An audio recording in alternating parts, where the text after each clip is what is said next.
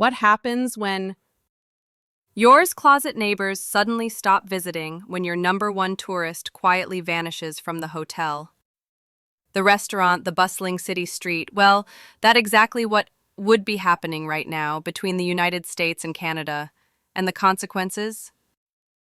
It would be devastating. Buckle up because in this video, we are diving into the top 10 U.S. states that could be hit the hardest by a political Canadian. By quit, it's not just about travel, it's about jobs, local economy, and a ripple effect that no one you're talking about. The Canada-U.S. fallout. The U.S. and Canada neighbors, allies, and one of the strongest travel bonds in the world. But lately, things have gotten tense. From political disagreements, border disagreement to border headache and rising travel costs. Canadian rethink thing, their tip South Prairie. Every year, over 20 million Canadians visit the U.S., the billions in spending. But now many are staying home or heading else. Where that could spell big trouble for American cities that rely on Canadian tourists. So what happens when your closey visitor vanishes? Let's find out. The escalation for economic shockwave, let's be clear, this isn't just about empty hotel rooms and canceled bookings. When tourists stop coming, lose jobs, small business, close, local tax revenue dries up, the chain reaction, brutal. So which cities are standing on this economic fault lines? Here are the 10 U.S. states that could be hit hardest by a Canadian boycott. The top 10 cities at risk?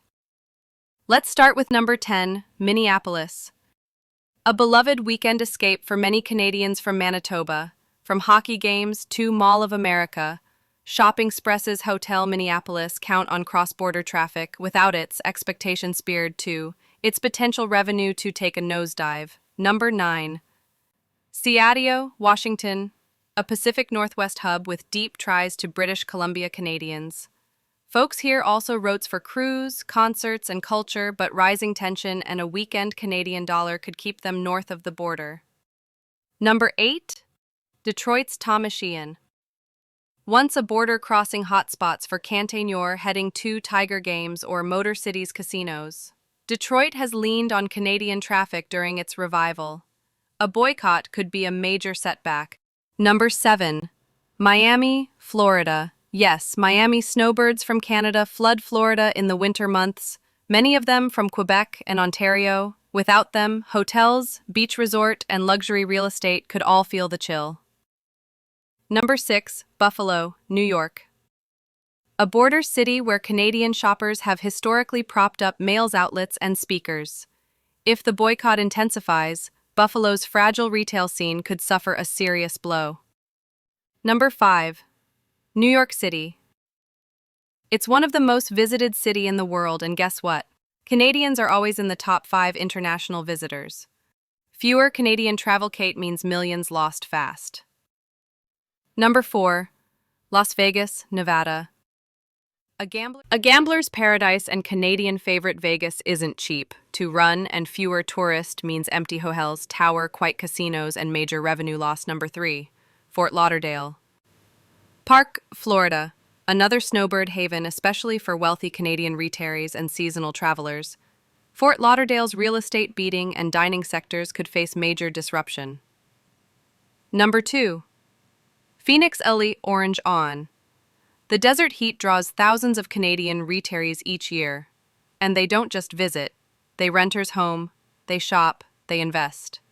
If this demographic stays home feel, Arizona's housing and local economy will feel the burn. Number 1. And the least redating and California's Orianda. Florida, home of Disney, Universal, and everything magical. Canadian families make up a massive chunk of Orianda's tourism engine. If that engine stops, expect layoffs, lost revenue, and a domino effect across the entire region. Canada and the United States have always shared more than a border. They have shared families, friendship, business, and belief in freedom of movement. But right now, those ties are being tested, and these 10 cities, they are on the front lines. Will this boycott grow, or it's just a warning shot? Only time will tell. But if you are in one of these cities, you might want to start paying attention. Thanks for watching. If you found this video eye-opening, drop a like, subscribe for more deep dives into more political shakes-ups, and let us know in the comments. Do you think the Canadian boycott is real or just media hype?